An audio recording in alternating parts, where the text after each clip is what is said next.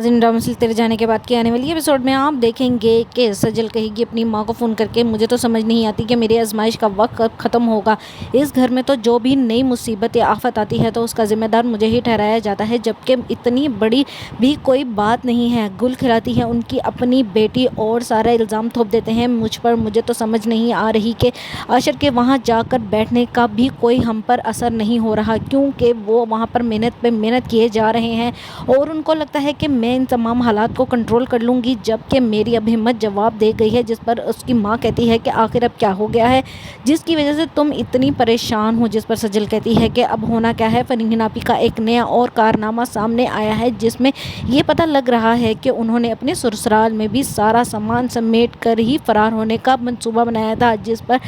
सजल की माँ कहती है कि बहुत ही ज़्यादा शातिर और आगे की लड़की निकली है ये फरहीन, तुम्हें तो इससे बच के रहना चाहिए था। जिस पर सजल कहती है कि बच के क्या रहना है, उसका तो सारा इल्ज़ाम मुझ पर ही थोपा जा रहा है।